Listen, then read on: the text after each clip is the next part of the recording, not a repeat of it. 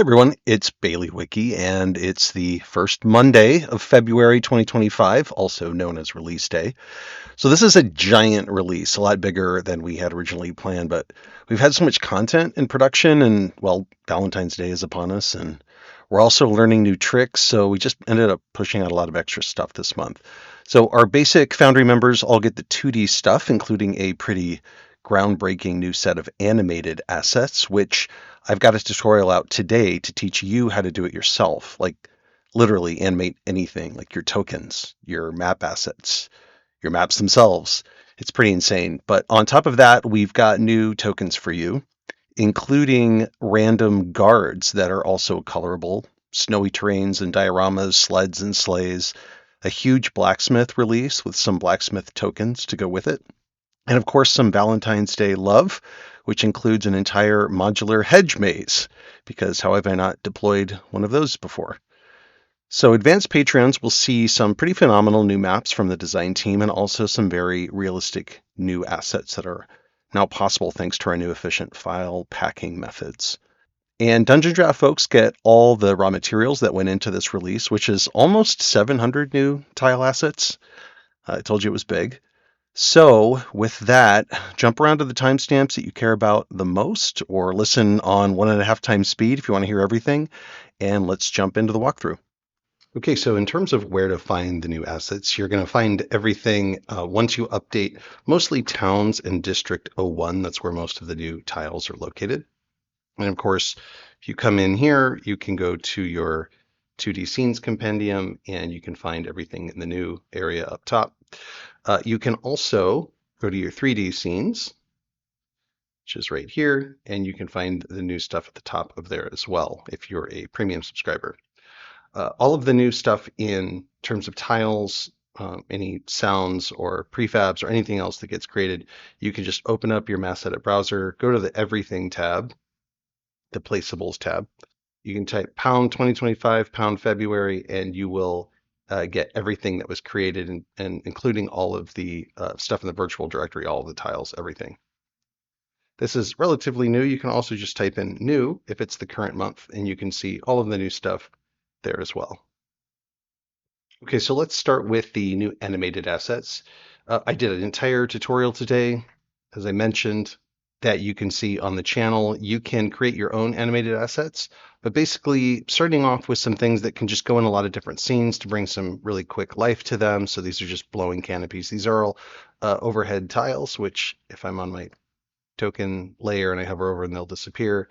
Anything in red, of course, is colorable. So you can, make a military camp or other things just using that method. And again, don't spam them. Don't do too many animated assets in one scene. We also have just fire. This fire is built to be just dropped on any static looking fire, so you can just bring fire to it. Here's a kind of a flaming crucible. They just resize, right? And then you've got a little torch that you can drop in as well. So just easy things to use. You can find them all if you open up your browser and you just look up animated. You can often find, like, here's the animated canopies right here. If I add it to a brush, because it says it's brush, I can place them.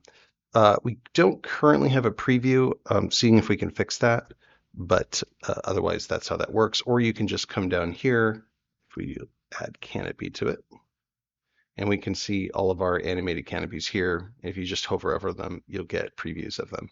Next up is all the blacksmith stuff. I also added all of the random tokens here as well. So we've got all these new random guards, and they are in red, so they are also colorable, right? So if I select all of these and I want to make them, I don't know, I'm in a green kingdom, you can do that really easily. And then we've also got blacksmiths themselves, right? So we've got some, and they got some names, you can change them, of course, but so the way you find them is you open up your browser and just look up random token, and you'll want to do that in your token tab.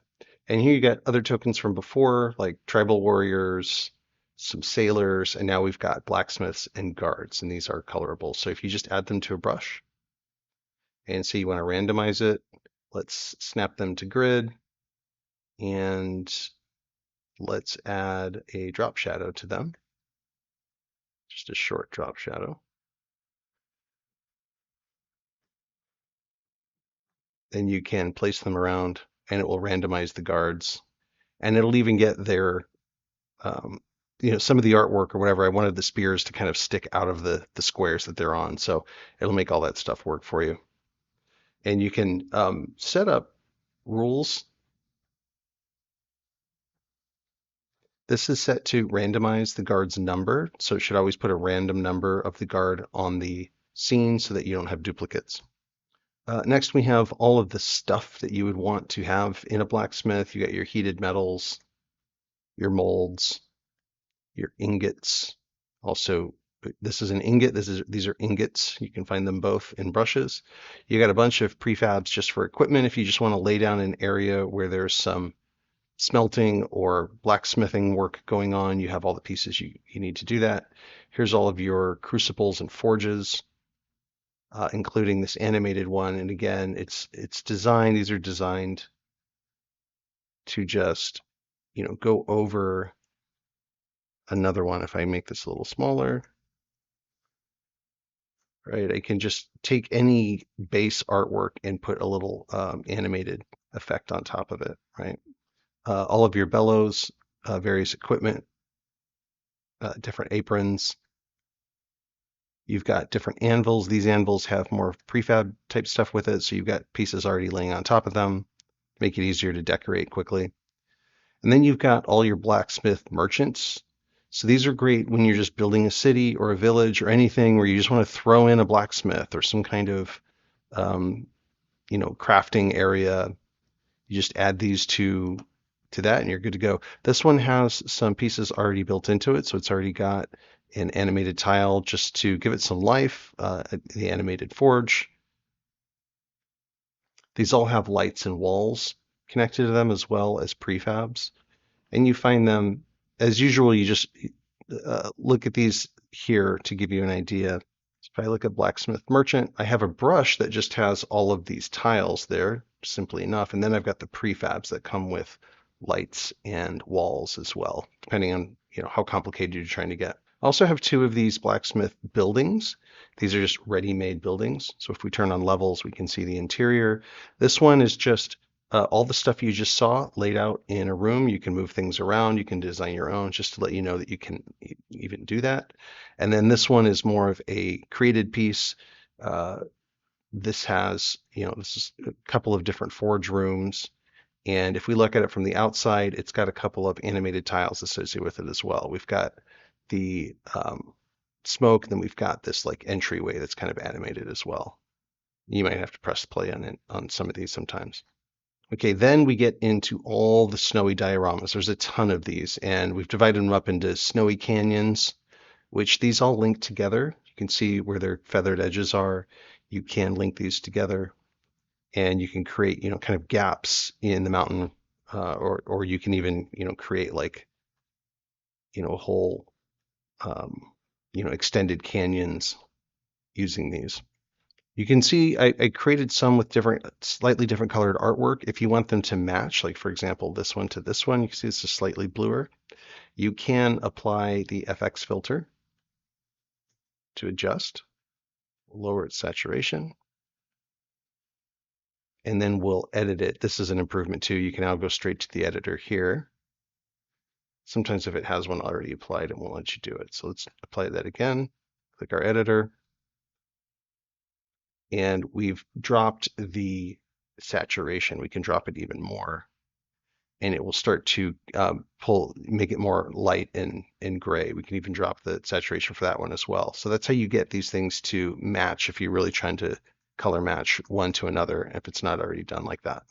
We also have all of the bushes that you might need, fir trees and then regular trees.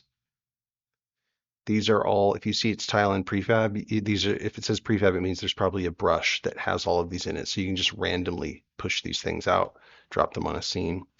We've got roots. These are pretty effective for creating undergrowth, various log piles. Lots and lots of snowy boulders. These resize really well, so they can be gigantic, they can be small. We've also got all of these just kind of knickknacks here. We've got some just kind of skin bundles, kind of leathered bundles. We've got sleds, different varieties. And then we've got sleighs that are packed full of good stuff, right? So these are great for decorating scenes that are in the snow, where you want to have just like supplies and things kind of sitting around. Okay, then we've got the snowy ruins. So you've got a few, fallen pillars. And then we've got these snowy stairs. And these are also really good to use with that adjustment filter. So you can really like pull the color out or enhance the color wherever you want to, or give them a slight tinge of blue, depending on where you're trying to put them. So those are super effective. You'll see those in different scenes, and they're very organically shaped. So you can really throw them on organic shapes like you see here, and they work really well. Like if I just drag one of these up, right? So that's one where I could pull the color out, but it would match really well. I'll just show you that really quick.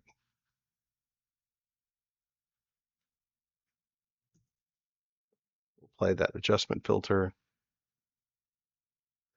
clear any filters on it, and there we go. And we'll set that to like 2. And you can see just by making it gray, it makes a really believable scene where you've got now, maybe this was used to be maybe it's a ruin now, maybe it used to be a castle, but it works really well with adding elevation access to any particular scene. And then you've got all your snowy bridges, just as effective, super easy. They're feathered at the end to make sure that they merge into snow easier. Continuing on, we've got snowy clearings. These are the things that you're going to drop into scenes to make sure you have areas to fight or to place buildings or to make roads. You can kind of, make sure that some of these things can create like roads, for example. Then you've got your snowy forests and paths. Some of these have some clearings built into them. Some of them don't, 'cause you just want thick forest. Some of them end in, like a dead ending, or maybe you put a cave, maybe that's a cave. And then you've got various paths that you can link together of different kinds. These are some watery areas if you need some water laid on. Of course, you can still use the river overlay and path overlays to just force a path through these. Those are macros that you can find in Nuts and Bolts. We've got snowy hills, so this is just going to be more like rocky, hilly area where there's might be some places to battle, but these might be things to help break up your map or create obstacles. Here are more mountain areas. So if you want to just build a mountain area, remember these can go really large. If you want to build a mountain area, this kind of starts it for you. You can link them together. Super effective for that. Different kinds of organic shapes to work with. And lastly, we have, because it's Valentine's Day is quickly approaching, we have the Valentine's Day release. So you've got, first of all, these tiles, and these are actually prefabs. So if you look up hedge maze, for example, you'll see all of the prefabs here, and you can drag these in, rotate them. I don't recommend making them bigger or smaller. You could, you just have to make the other ones bigger or smaller as well.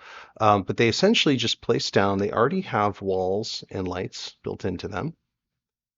And so, what if you're making your hedge maze and you have like a wall here that you don't want to be a wall? Just use this wall insert, rotate it around, get it to be about in line with what you've got, and you've just made a wall and where they can't go through. Now you could also then make this a secret entrance.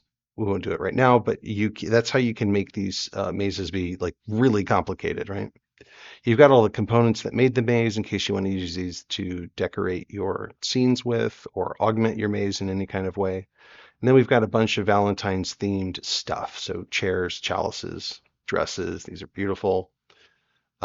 Magic items, blades, staves. And then we've got this one big set piece that lets you just drop in and just kind of have a garden.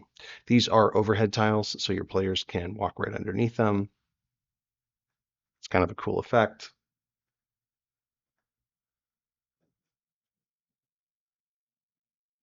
Cool, right? By the way, you'll notice my character's now animated. I'm going to have a lot of fun walking around with animated characters. Again, check out my tutorial if you want to see how to do the same thing for your characters as well. Next up, we have our templates. This is, as you've been used to seeing, a diorama template for snowy scenes. You can double click this to just randomize it. You can double right click it to bring up the menu to randomize things. If you guys are having problems with this, come check out my Discord and we can help you out there, especially if you're like Forge user.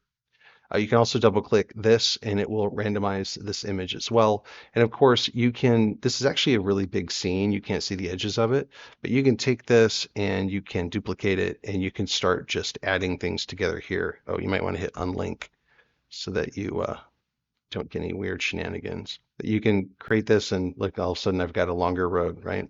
You have the 5x diorama. So there's this 5 regions, the middle one being on top of the others. And you can randomize them all just by double clicking this. It'll randomize all of these, or you can randomize them individually.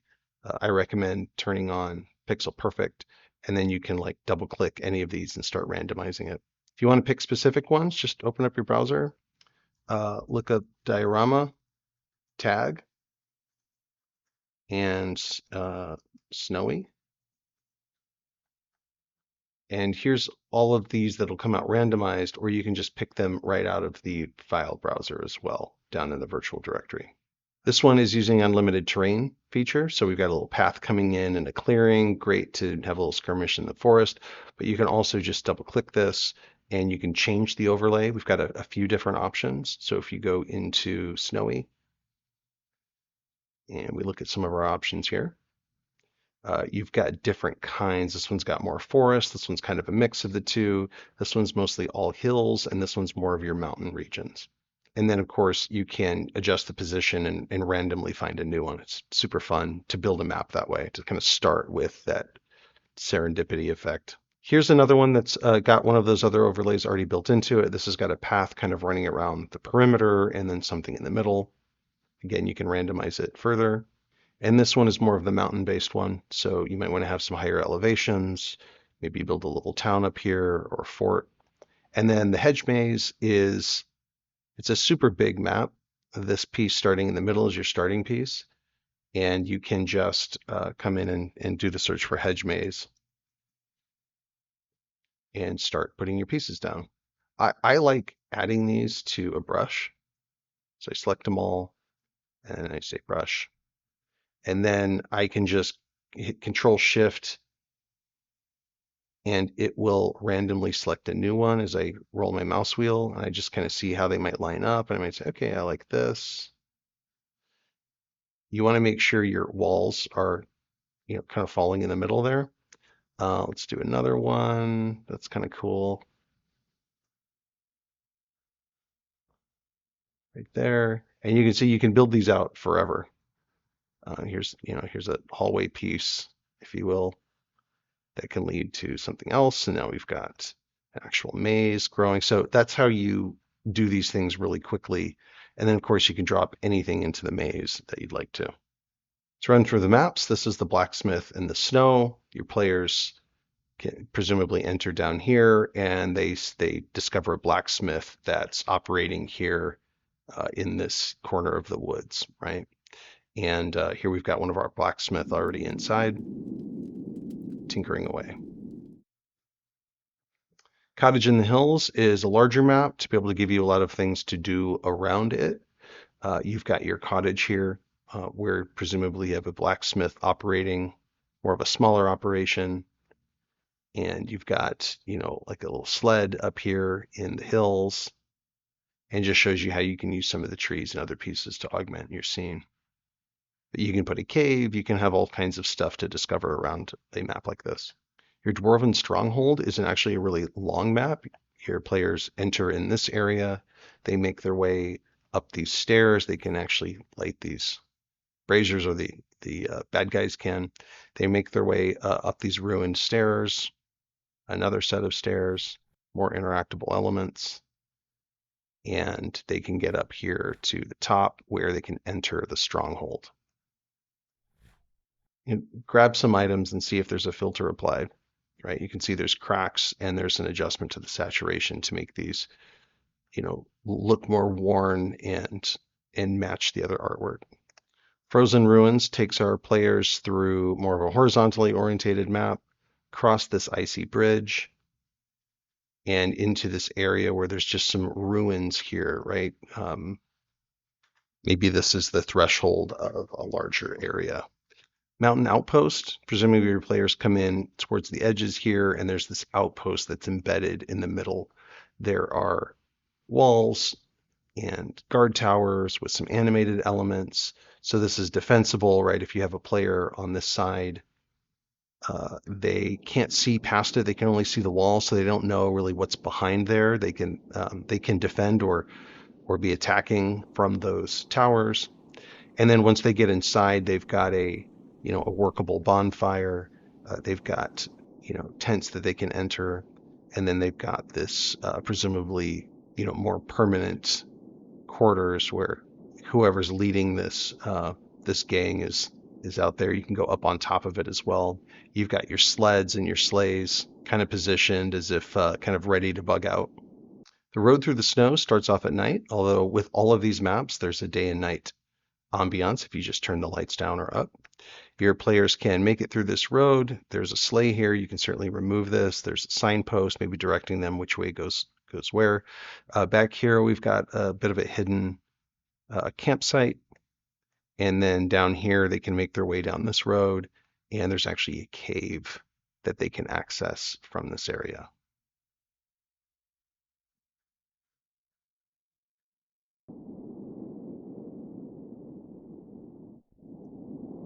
Road to the Old Mine leads our characters through a forest, and then ultimately into what looks like a mine that's been under considered development in the past. Now it's buried under the snow, and you've got these rocks that have been moved out of the way of the mine. You can certainly move them back and do something even automated with Monk's Active Tiles if you like. But somebody's set up something here. We've got some frozen objects, and maybe somebody has gone and entered the mine to explore it now that it's open. Snowy encampment, just to show you, you really just need one diorama tile to make a scene. This one's just got a basic camp set up in the middle, maybe some defensible positions. Easy enough. And honestly, you'll make, and you should make most of your scenes just with one diorama tile. You don't have to make it complicated. These are detailed and flexible enough that you just find one that's got a good terrain that you want to work with, and you plop it down and start your scene. You may not even need to add anything to it. It's just a place where you get to set up a random encounter in the snow. And lastly, this one's big. This is a snowy village, so this has a few diorama tiles going on. We've got facade buildings that can't be entered, but you have buildings that can be entered as well. So if we turn on levels, we can see the buildings that are enterable, including this big tent in the middle, which if you didn't notice, it has a nice little animated canopy above it. It just gives a nice little bit of life to this scene that your players might notice and think, oh, that's great.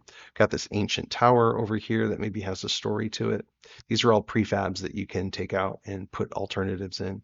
You've got in stables shop over here in the corner, and you've got your blacksmith up at the top as well. But you can take this same concept, what I just did here, and make new parts of the town. You can make this town as big as you want, just using the same concept. I've just throwing down some diorama tiles, putting in some buildings, decorating it with a couple of merchant stalls and knickknacks and whatnot, and you've got a really, really good serviceable town. Last few maps, this is the blacksmith market. So this is just a street scene. We're using the snowy streets terrain tile. You can see we've just dropped in some animated pieces here. And this is presumably, where your players would go to shop. You can turn the lights on here. I kind of like the look of these frosty streets with torch glow on them.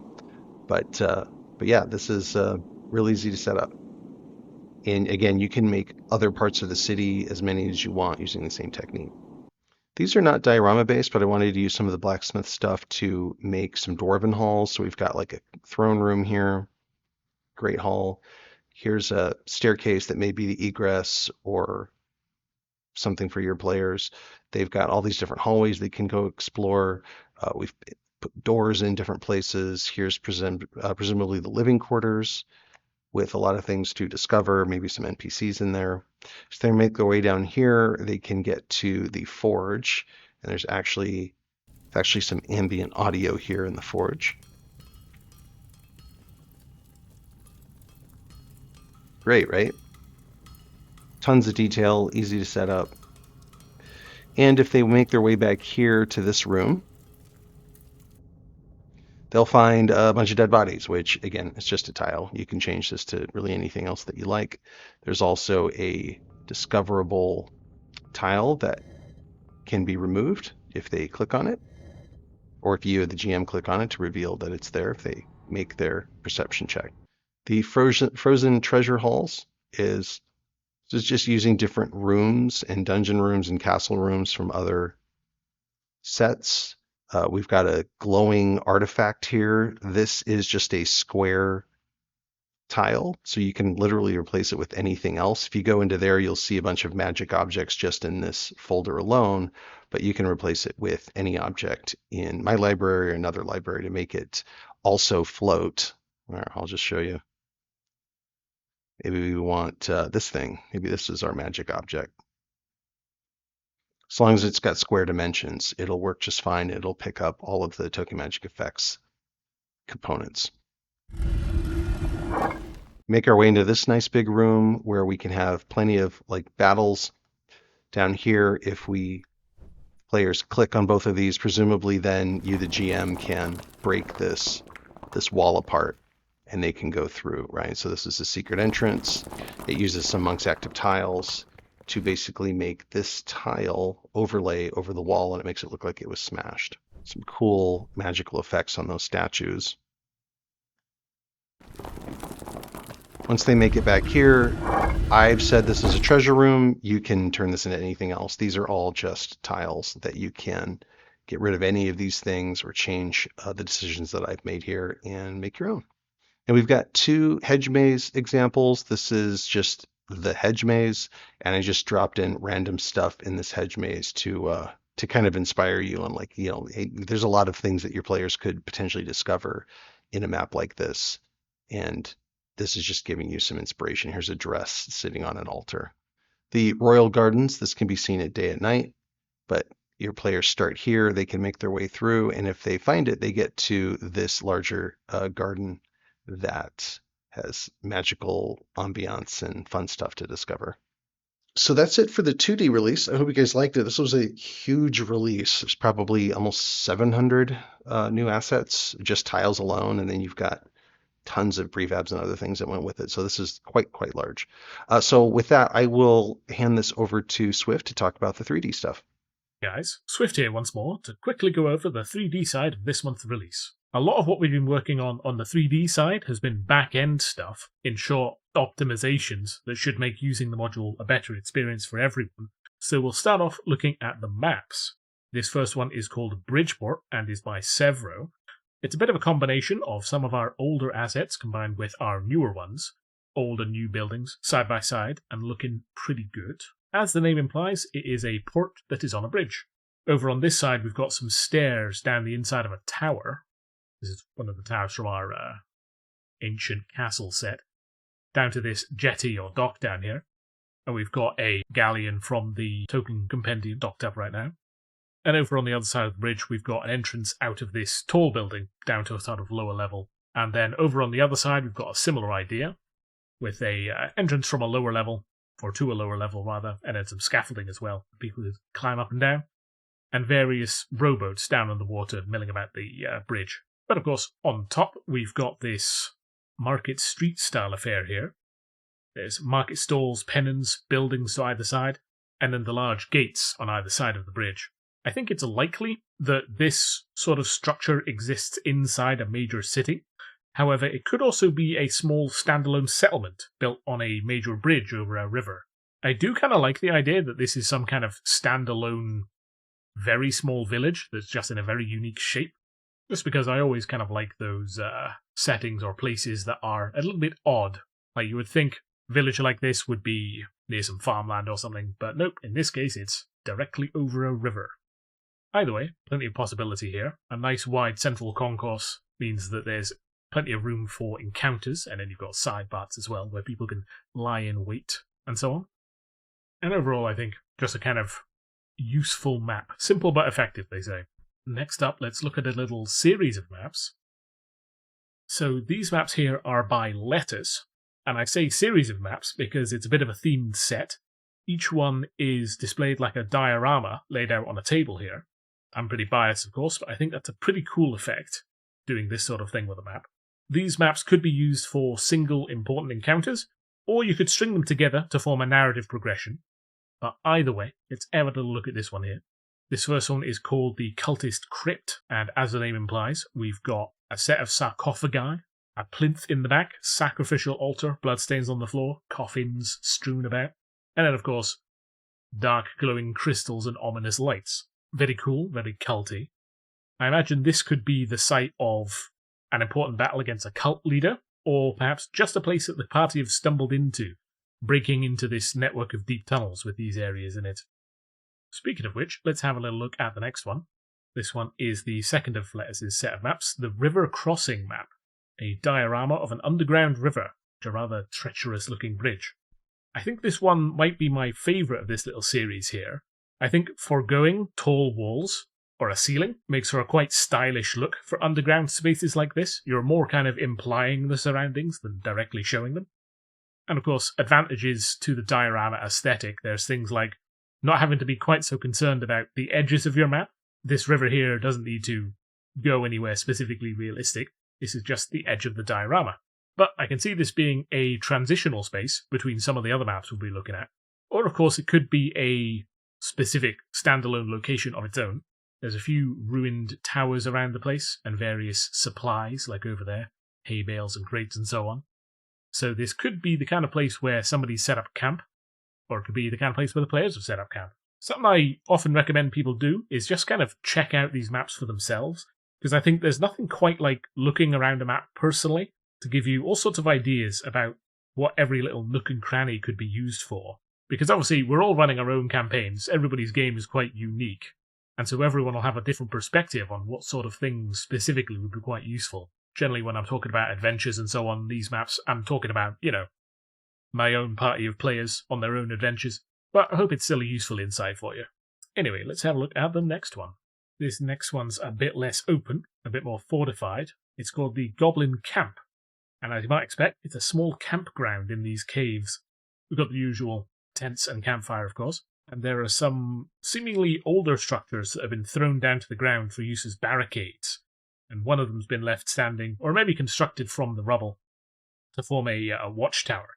It seems like a pretty secure location, though I could see the party sneaking in through a secret passage over here, say, or over the top of these lower rocks over here. Either way, strong points like this, I think, are pretty fun encounters. Always good to add a little bit of kind of map side interest, so that it's not just a brawl on a flat plain. So you've got more things like cover, elevated terrain, that sort of thing, obstructions, traps. But, as I say, simple but effective. Something else I will point out as well about these maps, it's kind of hard to see a lot of the time because it's kind of greyed out. But up in the top right, you've got this slider for levels, I believe. And essentially what this does is it cuts off the top of the map to make it a bit more easier to see. So if you slide it all the way down to Encounter, for instance, then you can get the camera much closer, and it's kind of just a bit more comfortable if you're doing noodly maneuvers inside this campground here. So something to keep in mind for these maps. Always make sure to have a little look up here, see if there's anything up there that would help you out. Anyway, moving on. And this is the Dragon's Hoard, and as you can see, it's reasonably straightforward. The party have fought their way through cultist goblins and whatever other denizens they found down here, and they finally found the treasure hoard. Of course, it might not be that simple. I've seen this conspicuous rock in the centre here used as a dragon's egg before, for instance. But either way, it's a pretty cool way to wrap up an adventure, or at least part of one. It's also something that I think doesn't get into adventures quite so often these days, is just the idea of a large hoard of treasure. Whether that be a kind of cultural or philosophical change, couldn't really say, but I think there's always some appeal to it. Giant piles of gold. Rounding off this set of maps, though, is the table base map. So this is, as you might imagine, just the base table for the maps that we've just been seeing. So if you get the idea to make a kind of diorama-style map yourself, you've got this here to kind of get you started with a table and some props. What's essentially been done here is that we've gotten things like floor, table, etc. We scaled them up, and then we've aligned it so that the top of the table is in line with the actual map. You can kind of see it with the slightly shadowed square here, for instance. It is a pretty cool idea, and something that I think is quite appealing. And I hope maps like this will help people to kind of create their own things on these tables. And I'd love to hear about it if you do end up doing something like that. Anyway, let's have a look at the next map. And this map here is by DrAlbee, and this is the Giant Pumpkin Farm. Despite the giant pumpkins, I don't think this map is specifically Halloween-y. It very much looks more like the kind of place that's had a visit from some kind of druid or the fae. It could be a regular farmhouse that the occupants have fallen foul of a druid type, for example. That's certainly a plotline I've ran with in the past. The outside is calling with his giant plants, of course. The inside, we've got this neat little farmhouse, main living room and dining room area, a study, bedroom, and then a kitchen tucked in the back, which has the back door leading outside, as well as a trapdoor leading down below. So that's a good place to put a transition to another map. But I'm always a sucker for buildings with interiors. And in this case, with the roof not represented, it's even simpler to run. You don't even need to set up a clipping shader or anything. That'll just work just fine on its own. My initial thought with this map is thinking about the party who've been asked to come out to this farmhouse to find out why the farmer hasn't come into town recently. And then, of course, discovering all this, leading them into a rabbit hole of an adventure. Speaking of, let's look at the next one. This is the Giant Lily Pad Pond, also by DrAlbee. Another simple but effective one, I think. We've got these large lily pads on the pond itself, larger ones occasionally having a bit of water wash over them. There's even things like some fish down there in the water. They're kind of hard to see, but they're swimming about in there, add a bit of motion to it. My first thought on looking at this would definitely be a fight using the lily pads as platforms. That would depend on how fantasy your campaign is, but I could certainly see the sort of situation where you've got party members trying to make athletics checks, or maybe just use mobility powers to move between these lily pads here, trying to reach whatever it is they're after, or maybe flee away from it, of course. The pond itself doesn't look particularly dangerous, but of course, there's always ways to make dark, watery depths dangerous to any party. Overall, though, I really like how summery this map feels. Maybe that's just because I've been suffering with the cold recently. Anyway, let's have a look at the next one. This one is the Carnival Ticket Booth. Fairly self-explanatory, of course, though with such things there's often a twist. Like in the case of this ticket booth here, we've got walls made of some swirling black substance, hanging lanterns that kind of look a lot like potion bottles, and then of course the slowly rotating statue that looks rather lifelike, as they often do in these sorts of situations. This is a rather nice little map, I think, though. I particularly like things like the pennons hanging down, and the use of these bottles with a little bit of a color shader on them and then a little bit of light just to make them into lanterns. I think that's pretty clever. There's definitely a lot of ways to use any given asset in 3D as something else. It's always something I encourage, definitely. But overall, this is a very simple map. So that's the extent of this one. From here, let's have a quick look at some of the props this month. So props-wise this month, probably the most notable are the trees. A few of these are very, very large, but more importantly, they're done in a quite realistic style. Style-wise, realism is kind of tricky to pull off.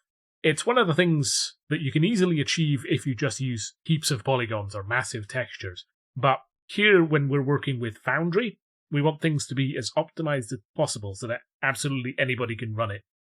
The thing with like 3D Canvas and the Baileywiki 3D module, you really don't need a gaming rig to run any of this. It's kind of like the whole idea. You should be able to basically invite any player to a game that's using 3D and be pretty confident it's going to work. In terms of these trees, I'm pretty sure we've got it. Like, these are fractions of a megabyte, so they're really quite efficient, while still looking quite realistic, especially when used kind of layered like this. We've got a couple of other kind of realistic style trees in the compendium, so I think these paired with some of those scattered around the place can really kind of make a place look a bit more convincing. Or, of course, you could use these just as a set together. Obviously, they're, like, color-wise, for the bark and the leaves, they match quite well. And there's variation in, like, the shade of the leaves and so on. So you could just make a whole forest out of just these, and I think that would work quite well. There is a bit of a variety of kind of sizes. We've got an absolutely gigantic one, some still huge, but not quite gigantic ones there. And then we go all the way down to tiny little saplings all the way down here on the ground. And then round the back, we've also got some more kind of medium-sized trees, larger saplings, massive trunk, of course, and then all the way over to some dead trees in the corner here. So, all in all, a nice little kit to make any sort of forest with. We do, of course, have other assets here as well. These are basically structure pieces intended to make kind of frontier-style buildings. So very simple kind of planks nailed together type things with thatch roofing. So you should be able to like snap together these walls and these floors to make structures and then just pop a thatch roof on top and have some structures that kind of look like they are in a frontier area. So that somebody's kind of put them together just using their bare hands and an axe kind of thing. There's also a few pieces of palisade wall, which is good for kind of quickly and easily encircling camp with. You can just copy this, circle it around an area really quickly and easily. And some carts as well. Empty ones with cargo, kind of intended to be used as stationary props. Carts are the kind of thing that every party's going to interact with sooner or later. And all of these are in a kind of realistic style with similar shades to the trees. So these kind of work together quite well, I think. But the thing with styles is, of course, it's more kind of subjective. Some people really like the stylized style. Some people really like the realistic. And then, there's various degrees in between. So it's the kind of thing I like to get feedback from you guys with. Like, if you've used realistic stuff in the past and you think that's working quite well, or if you're more to stick to stylized kind of stuff. If you have any thoughts on that, drop them down below in the comments, or on the Discord, of course. For now, though, that is a very quick look at the 3D part of the updates. So I'll pass you back, and I'll see you all later. As usual, we have all of the terrain patches that we call here. You won't find them under diorama. You'll just look up terrain patch. And you have different varieties. And again, if you have essential utils installed, just say show object info, and you can see what these things are called, right? This is a canyon component. And it'll help you get used to how to find them. But if you just look up snowy patch, it'll bring up everything. You've got forests of different kinds, hills. Here's various paths, some mountain components, more hills. And again, they'll scale up pretty big. Here's all of your components that you'll need if you want to, cover seams or anything like that. Your tree, all your different trees, your bushes of different varieties. These all go big and small. All of the, snow logs, roots, all of the ruins-based stuff. So if you look up snowy ruins, you'll find all of these stairs, these bridges, these fallen components, right? Pillars. You've got all of your sleighs and your sleds. And then you got all this blacksmith stuff. So everything from the anvils, which some of them are sort of prefabs to help you just decorate faster. Your different equipment, your bellows, your forges, different varieties. Some of these really chunky and evil, some of them more, mundane that you might find in a city. All of your crucibles, different varieties. These can stack on top of each other and you can make your own prefabs out of this stuff. All of your equipment, your hammers, your metal ingots.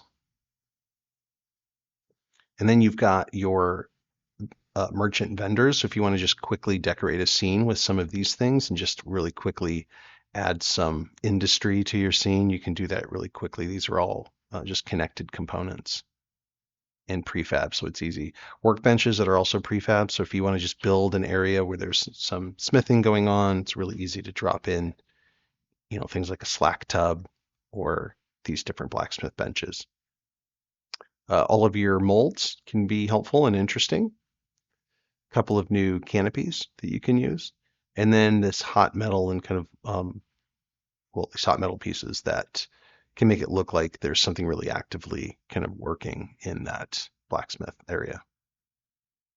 Then you got all this Valentine's Day stuff. So different chairs, you got some pretty dresses, ornaments, staves, blades.